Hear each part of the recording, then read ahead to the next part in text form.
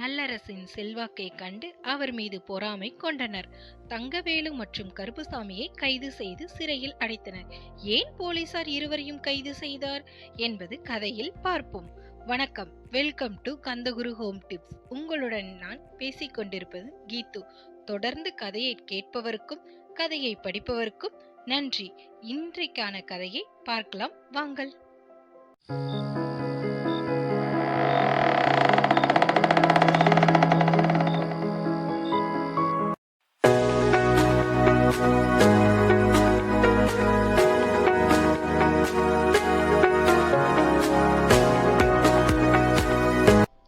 ஒரு ஊரில் நல்லரசன் என்னும் ஒருவர் வாழ்ந்து வந்தார். அவருக்கு பெயருக்கு தகுந்தாற்போல் நற்குணங்களையும் பெற்றிருந்தார். ஏழை எளியவர்களுக்கு அன்பு காட்டும் குணமும் உடையவர். உயர்ந்த மனப்பான்மை அவரிடம் இருந்தன. யாராவது தவறு செய்தால் அதை தட்டி கேட்கும் துணிவும் அவரிடம் இருந்தது. அதனால் அவரை அந்த ஊர் மக்கள் அனைவரும் நல்லரசன் மேல் மிகுந்த நம்பிக்கையும் வைத்திருந்தார். வசதியாக வாழ்ந்து வந்த சிலர் நல்லரசன் செல்வாக்கை கண்டு அவர் மீது பொறாமை கொண்டனர். அவரை புகழை கெடுப்பதற்காக தங்களால் முயன்ற முயற்சிகள் எல்லாவற்றையும் அவர்கள் செய்தனர். ஆனால் அவர்களுக்கு முயற்சிகள் அனைத்தும் தோல்வியிலேயே முடிந்தன. பணக்காரர்களாகிய தங்கவேலும் கருப்புசாமியும் இதனால் மனம் உடைந்து போனார்கள். ஏதேனும் ஒரு செயலை செய்து நல்லரசனை அவமானப்படுத்த வேண்டும் என்று துடியாய் துடித்தனர். அந்த பணக்காரர்கள் நல்லரசன் எங்கு தீங்கு செய்யவில்லை. ஆனால் கோவிலாகட்டும் திருவிழாவாகட்டும் எங்கும் எதிலும் நல்லரசனுக்கே முதல் மரியாதை கொடுக்கிறார்கள் என்று அவர்களுக்கு நல்லரசன் மீது ஒரு பொறாமையும் தோன்றியது. அதை அவர்களால் தாங்கிக் கொள்ளவே முடியவில்லை. எப்படியாவது அந்த நல்லரசனை பழிவாங்க வேண்டும் என்று கங்கணம் கட்டி அவர்கள் அந்த ஊரில் வாழ்ந்து வந்தனர். ஊரில் வசித்து வந்த முனியாண்டி என்பவரை அழைத்து பேசினார்கள். அந்த முனியாண்டிக்கு ஊர் மக்களிடம் நல்ல பெயரும் இருந்தது. அவனை பகடக்காயாய் பயன்படுத்தி அந்த வல்லரசனை வீழ்த்தி விடலாம் என்று அவர்கள் எண்ணினார்கள்.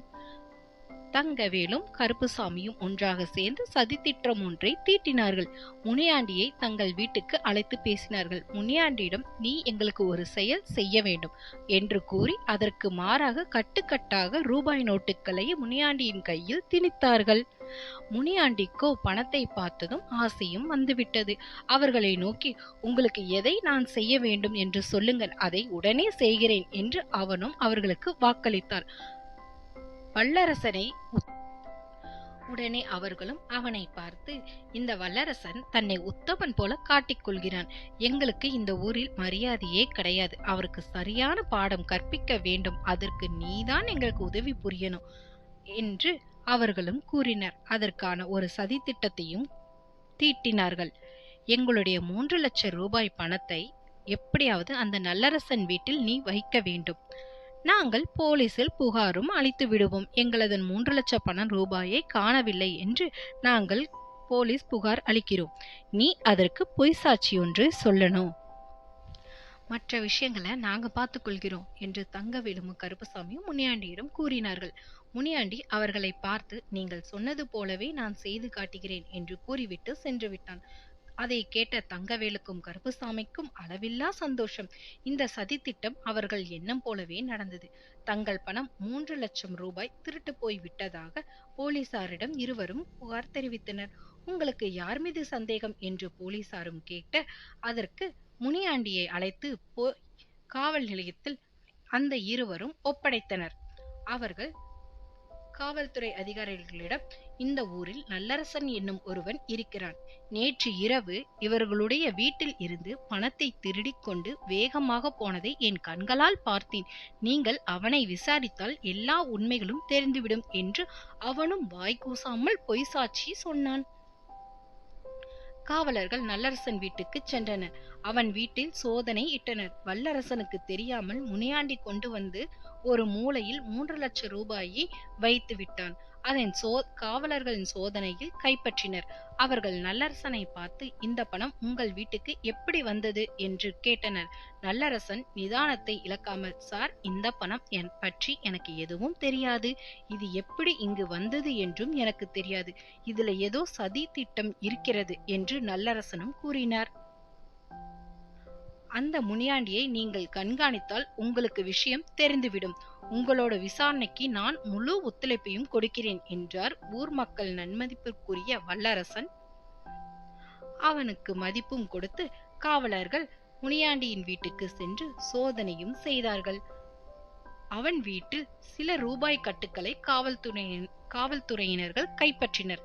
அந்த கட்டுக்களை சோதித்து பார்க்கையில் அத்தனையும் கள்ள நோட்டுகள் என்பது தெரிய வந்தது.